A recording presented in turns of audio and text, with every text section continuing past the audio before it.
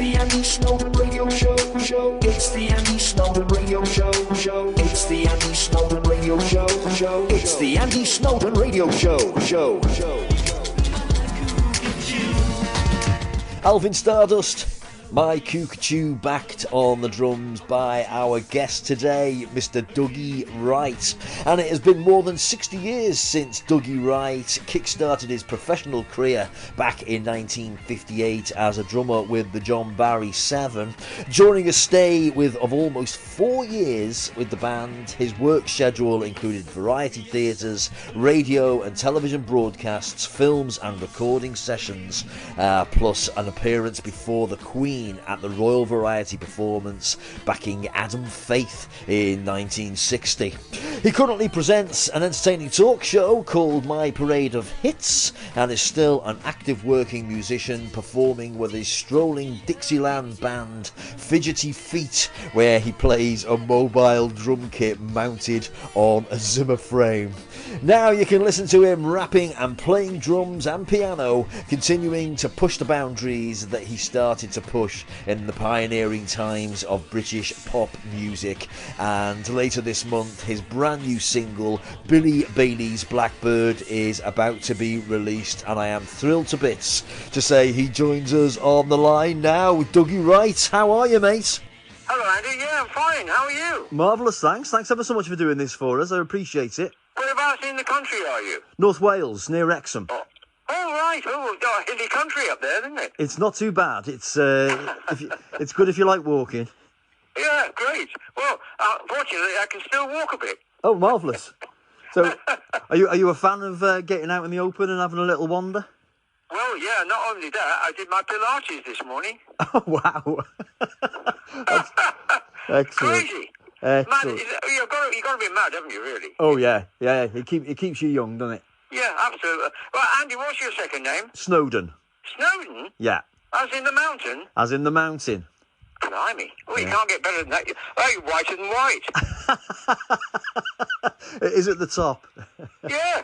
Room at the top you got. Yeah. Yeah. I usually get either the mountain or Lord Snowden, one or the other. Well, look, nice of you to ring through today. But I was looking forward to talking to you. Marvellous, thanks.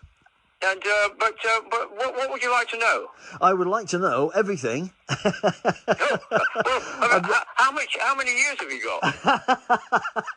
Well, I've been doing a bit of research on you, and it's I'm really quite excited to be speaking to you because I quite enjoy playing the drums myself. So I'm a little bit I'm an amateur, but I don't claim to, be any that decent. But I enjoy it. That's the main thing, isn't it? Well, look, the thing is that's the main thing, because from small, humble beginnings, Yeah. That's the way we all started as amateurs, and right at the bottom, on the bottom rung, and see if you can pull yourself up a little bit. Yeah. Hey, listen, Well, go on. I've got to say Happy New Year to you before we go any further. Because did you have a nice Christmas? Well, yes, a quiet one, and Happy New Year to you and your family, you know. And, we try to keep ourselves to ourselves as much as possible. I mean, everybody is trying their best to do that, but it doesn't work sometimes, does it? No, I completely agree. And do you try to, around Christmas time, do you try to do the same thing every year? Are you a bit traditionalist? Well, yes, we have a quiet Christmas. We don't go out clubbing anymore, as you might have expected. Where can you find a club these days? Yeah, they're not even open, are they? I mean, all the venues for musicians are closing as well. You see, Andy, that's the problem. Yeah, I appreciate that. It really is bad. It's bad news in a great way, because the business has been decimated. Let's face it. Yeah. I mean, COVID. I mean, it decimated the whole country in more ways than one, really. And I mean, for yourself on a personal level, did you cope okay? Was it all right for you? Yes, we've had all our jabs. Yeah. And we've not done a Djokovic, but there you go. I won't go down that road. So where do we start? Right. Well, let's start now, shall we? I've go on then. On my notes here, I've got you've got a brand new single coming out at the end of the month. It's called Billy Bailey's Blackbird, and we'll talk about that in a moment if you don't mind. Because as I say, I want to speak to you about your career. It's pretty unprecedented as a drummer. Did you pick up the sticks as a child? Is that how it worked? No, no, no. I took piano as a kid. Oh, right. When I was at school, when I was about 11, 12, my parents paid for piano lessons for me down the road at a music teacher, you know. And she started me on piano. She came recommended. She was a good piano player, good reading musician, which made all the difference to me in later years. Because she taught me how to read all the dots. And my mother was a piano player. In her youth, she played for a lot of functions and so forth up in Yorkshire. And so, of course, she could help me during the course of the week between my lessons, you see. But when I left school at 15, I went into a factory. And that put paid to my piano studies. But I was still watching musicians in concerts, either at theatres or at concert halls, and of course that kind of nurtured something within me, and it kind of developed from there. I thought after 3 years, I thought maybe I should give this drumming lark a try. And some of my friends were having drum lessons, so I got in touch with their teacher, started having lessons at the music shop, local music shop, and took it from there. And eventually got some gigs around the area. For 3 years, I worked as a semi-pro, and before I joined the John Barry 7, you see, went to London. Yeah. Well, I like you, I was pretty much the same, because I was very much drawn towards the drummers. And it's strange, because you expect, because, you know, the lead singer is usually the one that everyone gravitates to, or the guitarist even, but the drummer, for me, it was something quite magical happening at the back of the stage that which drew me in, really. Well, when you sit behind a kit, you have to have a sense of authority. Yeah, and you're in command to a certain degree. You can direct which way the band's going to go effectively, and that proves a point with the Stones, with Charlie. You know, Charlie Watts. Great. He didn't make a name for himself as a great technician, but he did all the right things for that band. Yeah, definitely. And would you say you were a natural? I think I might be. Yeah. My wife keeps saying I couldn't do that, and of course a lot of very clever people, much cleverer than I, professional folks in other walks of life, they find it difficult to coordinate things. Yeah. And I can tell whether a young boy or a young girl is a natural, but it's almost as soon as they pick up a pair of sticks, you know. The long-standing argument is you can't teach jazz. Right. Well, of course you can't teach jazz. It's an instinct. It's a natural thing. Yeah. But you have to listen to something for years before you absorb it properly. Hence, the youngsters in Africa, they can do tribal dances or whatever you want to call them, and their footwork and their rhythmic studies, but natural thing, it's a natural thing for them, without being taught, without going to music college or anything, you know. Yeah. And I suppose to make a living out of being a musician is a really, really difficult thing to do. But I've always thought the more you work, the more you get the opportunities to work. You know, if you turn up and do your job and you're reliable, you're more likely to be busy. Is that a fair assumption? Well, it is indeed. Proof of the pudding was on sessions in London. If you could do the job, that was one thing. But were you compatible with other people? And were you a good timekeeper? Yep. Not just at the kit, but can you get there on time and set up on time and do your job? Yeah. All these things are rolled into one to form the ultimate professional. You know? Yeah, completely agree with you. And the other thing, Andy, go on. I would hate to be a young professional musician these days, because you're struggling. There's so many people out of work. Yeah. And they're all still coming out of music colleges all over the country. Yes, I completely agree. And there's no work for them. You know, where do they go? Yeah, well, my son's just trained at the Royal Northern College in Manchester. Oh yeah. Music, and and now he's coming. He's doing his masters, but but as you say, I mean, it is. It's unbelievable, really. But statistically, I was going to say that your credentials are, exceptional playing. I'm going to throw some statistics at you, so I hope you don't mind. You'll probably have heard these a million times, but they are really impressive. That you've played on 15 number one hits, incredibly 70 top 40 tracks with some of the greatest acts on the planet. Here's the list: Adam Faith, Van Morrison, Alvin Stardust, Bay City Rollers, Cilla Black, David Bowie, Herman's Hermits, Jeff Beck, Ken Dodd, Leapy Lee, Marianne Faithfull, Paul McCartney, Petula Clark, Sandy Shaw, Tom Jones, the Hollies, and not forgetting the Wurzels. I suppose the main question for me is, how does something like that happen to people like you? Where does it come from? Where does it start? Well, I thought you were talking about somebody else and not me. Somebody else has come on stage. Oh, dear. No, it was a build-up. It was a build-up of things, and of course, there is a lot of truth in the old saying, you've got to be in the right place at the right time. Yeah. And I went to London. I could have gone to Glasgow and started my professional career in a dance hall in Glasgow, but I didn't. I went with John Barry to London, and I joined the Seven, joined up with the Seven in London, but I was shunted down there one weekend. I got the job, and I passed the audition, the verbal audition, if you like, and I came recommended by one of my old mates I used to work with in Leeds, and we worked in a big band. And he joined the Seven, and a few months later he got me into the Seven. He recommended that I join, and had a meeting with Barry, and off I went to London, but it was a stroke of luck, because that opened a few doors, and this was 1958, Sandy, yeah. and things were about to happen around the world, in every walk of life, through the 60s, and particularly cultural life. And it was all focused on one city, London. Yep.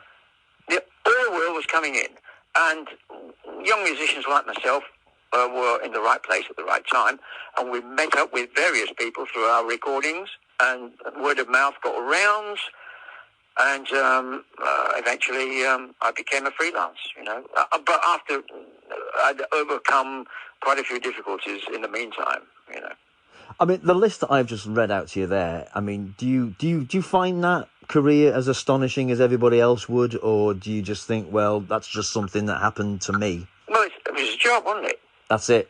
I'm a working man. Yeah. I'm very proud of that. North of England working man. But I've been a teacher for a long time, and I understand what kids think, and what their families think. And I try to help people as much as I possibly can. I've always done that. It's been my shall we say, goal in my life, to help others as much as myself. In fact, I made a fortune in London, but not for me. I made it for other people. But I wasn't alone, Andy. Yeah. I had a lot of mates helping along the way as well. Some of the greatest players on the planet, Yeah. The session guys in London was a mixture. It was a melting pot. And but it was a job of work for us all. Classical musicians who joined up with young idiots like ourselves then, and big band players came off the road into the studios. The Ted Heath, John Dankworth, Jack Parnell guys. We all came into the studio. We all mixed together, and this melting pot was gurgling away, and it produced the working class sound, if you like, of London in the 60s. And it was a phenomenon, and it was wonderful. But I'll tell you something else. It wasn't half hard work. I imagine so, because nowadays it seems, I don't know if it seems, if you ever sing now, there's so many effects and things that you don't really need to worry about.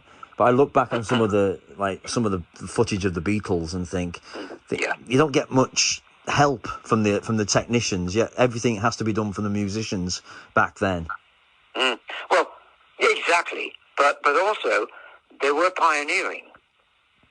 They were discovering things with George Martin, and also the other groups around the country. Everything was being tried, and a lot of it was a great success, and so much so that I have to say this, I don't think the Americans could hack it. No. Even with their Motown things, because the Motown things, to me, are very much the same. A great deal, because they have the same songwriters writing the material. Yeah. But in England, you've got the Kinks writing stuff, the Beatles writing stuff, the Rolling Stones were writing stuff for other people as well. It was all happening from different writers, so it was totally different. Yeah, I think, that, I mean, again, that list I've just read, and for people listening, that list isn't even half of it. The list is quite phenomenal. You, with House Band for the Parkinson Show and Ready Steady Go, you played with Adam Faith on the Royal Variety. Do you have a standout moment, that you pinch yourself moment? Well, I always mention the Royal Variety Show in '60 because top of the bill was joint top of the bill, 3 great American acts, Sammy Davis Jr., Nat King Cole, and Liberace, the Great Showman. Wow. And they were top of the bill. Yeah. And we were supporting them. Cliff and the Shadows were on with us as well. We were backing Adam. Cliff was being backed by the Shadows. And we all had to wear top hat and tails, black and white, because it was black and white television. Colour hadn't arrived. Right, okay. And but yes, I've still got a souvenir from that show. But the thing is, it was quite spectacular. And I've got other memories, great memories, but that stands out as one of the, well, probably the best. Yeah. And the music industry's changed over the years. I mean, you'll have seen dramatic changes. And you mentioned a little bit earlier that, the up-and-coming people now. I mean, do you look at the shows like The X Factor, and do you despair a bit, or do you kind of just think, well, that's just another way in for them? I don't. I'm not a fan of it. But I can see, it's entertainment in its own way. I'm not going to knock anything because it's not my policy to do that. Uh-huh. I like to give a thing fair crack of the whip. As I think they serve a purpose by all means, by getting young talent out and about. But the other thing I've started to listen to is Radio 1. All right. Because when I get in the car, I switch on Radio 1. Not all the time, just to see and hear the sounds, the electronic sounds, and what's happening in the productions on the records. Yeah. And it's quite freaky. I mean, some of it I disregard completely, but other ideas I picked up on. And it helped me with my rapping ideas. Yeah. Well, we'll talk about that in just a second, because I was going to say to you, I only read it just before I came on the phone to you, that you played on Bye Bye Baby with the Bay City Rollers and the Combine Harvester song with the Wurzels, but this is the one that stood out to me. Rockefeller Skank, Fatboy Slim. He sampled your drums from John Barry's 1950 hit Beat Girl, and Yes. I mean, from what you've just said, you obviously embrace that. Well, how do you mean embraced it? Well, some people might think I don't want to have anything to do with something like Fatboy Slim. No, I think it's the business. I'm a professional, and I'll give anything a listen. But if you're going to pinch somebody else's efforts, it's called plagiarism. Now, I'm not going to say it's plagiarism what's happened, but the thing is, it's using my work, a la John Barry's work, and we never got anything for it. Really? I haven't been paid for that. Right, okay. Oh. Right. Now, that's dangerous talk, I suppose, really. But the thing is, you're asking me, so I'm telling you. Yeah. Well, I mean, I think a lot of people would be quite surprised by that, because I would have thought if they've sampled your work, that's basically they've recorded it, haven't they? They've just lifted it. They haven't said, oh, we'll just use your beat. They've actually used it. Well, perhaps there's no way I can trace it, because if it's John Barry's work, I was a paid employee. And also that if they did pay something, it may have gone to John Barry and the John Barry's estate. Right. Okay. In which case, but wherever it's gone, I haven't seen anything for it. Right. But the other thing, of course, a group called the Chemical Brothers, Yep. I was told, sample my drumming Get paid for that for one? some of their work. So I'm told. Right, okay. Now, it's a touchy subject, Yeah. isn't it? Well, it would be. I wouldn't be very impressed if somebody used my work and didn't pay me for it. But wow. Anyway, let's talk about this new single of yours. It's called Billy Bailey's Blackbird. Go on, tell us about it. What's going on? Well, it's a load of old rap, really. And, Did you get the word right? We got it. Don't worry. You picked up on it, right? I could have said it's a load of old scrap, but however, I play the piano still, of course, and I do it a lot on piano, on the keyboard, and putting songs together, stringing them together, and see if they fit. Yeah. One into the other, segue one from the other. I've done a lot of this. I'm developing a certain kind of way of doing things, you see. These songs are 2 old songs strung together. Won't You Come Home, Bill Bailey, and Bye Bye Blackbird. Yep. Well, I've written a link between the two also, which joins the 2 songs together, which I've composed that. What the style is re-energizing old songs in a rap style, because rap itself is a monologue to a groove. It's a verbal monologue. It's just spoken word to a tune, to a groove. Yep. And that's all rapping is. That's all it is. And that's what we're doing with old songs. So we're revitalizing them. Steve, my colleague at the engineer, is the engineer. His name is Steve Nutter. My name is Dougie Wright. So we put the 2 names together into Wright Nutter Production. Brilliant.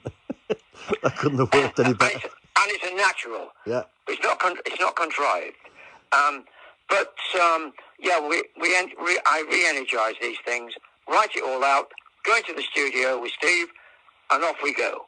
Without any problems, no time wasting, no nothing. And we call it electro-acoustic jazz rap. That's the official title of the genre. You've invented that, have you? We've invented it. Brilliant. It's because we're using electronic instruments, we're using acoustic instruments, and it's the phrasing itself is jazz phrasing from my voice, and also some of the pianistics and guitar work is great blues and jazz feel. So we call it, the title is electroacoustic jazz rap. And it's a fantastic. I don't think I've ever heard anything like it. So it's. I think that a lot of people will be quite drawn in straight away. Really, it's not a grower by any stretch of the imagination. I think you'll either love it or hate it. Possibly, but I mean, it's I mean, like, the first time I heard it, I thought, wow, this is something completely new. I've never heard anything quite like it. Well, it's very zany. It's quirky because when I put the basic piano chords down, they didn't fit with the original song chords. So I changed the chords to suit my thinking. So I'm not following the original chords. And they're very freaky chords. They're very aggressive kind of chords. And it's this kind of thing. I'll just play it for you. It's almost ear jangling. Yeah. And that's the fundamental thing. But I don't do that all the time with everyone. It's only that particular track, Andy, you see. It's also got... go on. But we build it up from then on, see where we're going, bit by bit, instrument by instrument. It has a feel very much of... there's a sort of improvised going on when... you'd never hear the same one twice if you heard it live, is what I'm thinking. Well, that's the innovation of jazz. Uh-huh. By its very nature, it's inventive. But the thing is, people get used to certain things from ABBA and from all the pop groups that you hear, so they can sing along with it. But with this style, it lends itself to jazz and blues, the way that we're doing it, because even people who've heard it, or even us, we're not quite sure where we place it. Do we put it in the pop world? Do we put it in the jazz world? Or is it somewhere in between? Yeah. You know? Well, it's to say, it comes out at the end of this month. When you're releasing a single now, is there an element of nerves to it, or do you just say to people, there you go, make of that what you like? Well, I think we have to, because when you get to a certain place down the line, you've got to take your chances and keep your fingers crossed, really. Absolutely. Dougie, it's been an absolute treat to speak to you this afternoon. Thanks ever so much for giving us your time. Well, it's been a pleasure and a thrill talking to you, mate. Thank you ever so much. But good luck with the drumming. Thank you.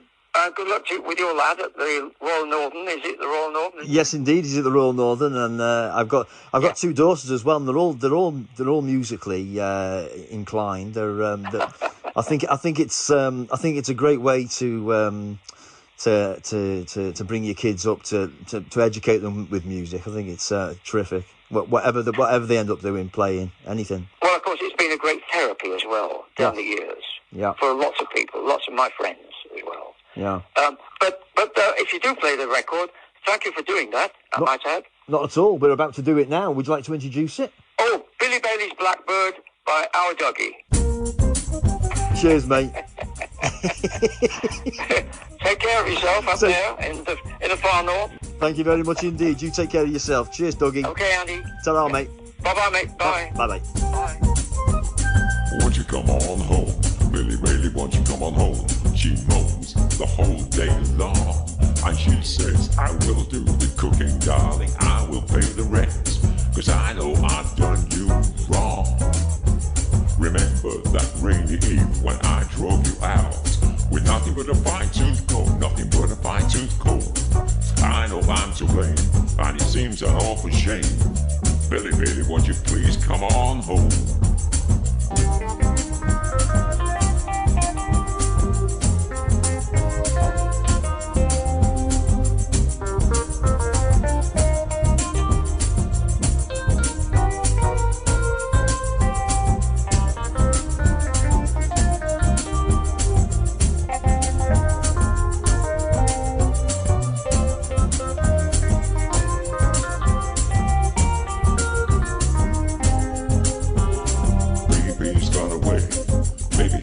Stay.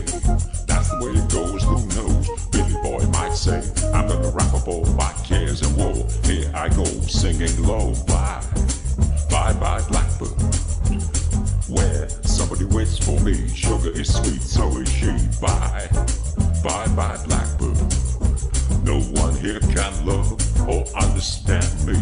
Oh, what hard love stories they all hand me. So make my bed like the light, but I may not be home tonight. Billy Bailey's Blackbird, bye-bye.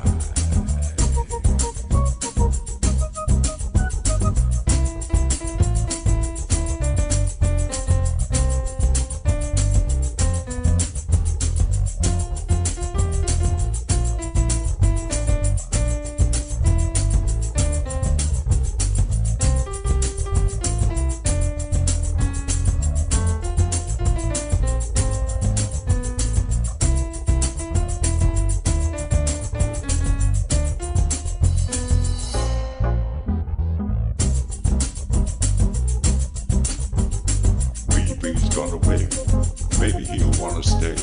That's the way it goes, who knows? Billy boy might say,